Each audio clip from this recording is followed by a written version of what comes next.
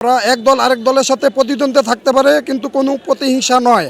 আমরা প্রতিহিংসার রাজনীতি বাংলাদেশে দেখতে আর চাই না। বিগত আমলে আমরা যেরকম আমি নিজে মামলা খেয়েছি, আমি ব্যবসা করতাম, আমার ব্যবসা একবারে শেষ। একবারে আমি মনে করেন যে না না বললেই চলে, সব মানে হিরো থেকে জিরো হয়ে গেছে। পলায় পলায় থাকতে হচ্ছে মামলার ইতে।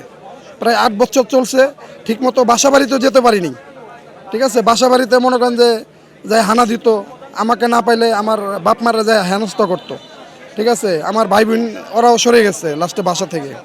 আর আমার আম্মা তো ডাইরেক্ট না করছে যে রাজনীতি করার দরকার নেই। পরে যাও, আমরা তারপরও ইনশাল্লাহ রাজনীতি করেছি। মাননীয় প্রধানমন্ত্রী উনি আসছেন বিদেশ থেকে, আমরা তার সাথে রাজনীতি করি এবং উনি প্রধানমন্ত্রী হয়েছেন এবং তো ওনার অ্যাক্টিভিটিস যেই কাজগুলোই করতেছে খুব ভালো।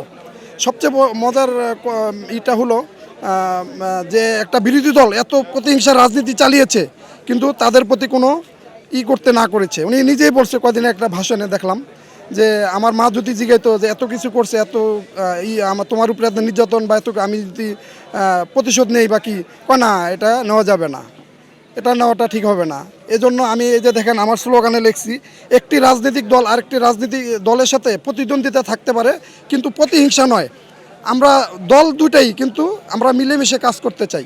কিন্তু বিগত আমলের সরকার ওনারা এটা চায় নাই, ওনার এককভাবে দেশ চালাতে চেয়েছে, কিন্তু এটা তো ভালো না। এটা রেজাল্ট লাস্টে তো কী দাঁড়ালো দেখলেন, এটা সবাই দেখেছে কি দাঁড়িয়েছে।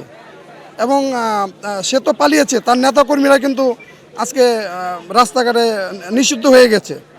আমি এজন্য যারা আছে আমাদের বিরোধী দলের নেতাকর্মী যারাই আছে তাদের উদ্দেশ্যে আমি একটা কথাই বলবো, হ্যাঁ, আমরা এক দল আরেক দলের সাথে প্রতিদ্বন্দ্বিতা থাকতে পারে, কিন্তু কোনো প্রতিহিংসা নয়। আমরা প্রতিহিংসার রাজনীতি বাংলাদেশে দেখতে আর চাই না।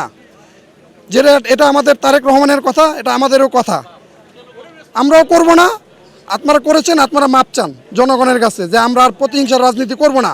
এবং যারা লিডাররা আছে ওনারা মাপ চাইতে হবে জনসম্মুখে এসে, যে আমরা যেই রুলার চালিয়েছি বিরোধী দলের নেতাকর্মীদের উপরে, হ্যাঁ, তার জন্য ক্ষমা প্রাপ্তি। আমরা আর এরকম মামলা হামলা আর কোনো করব না।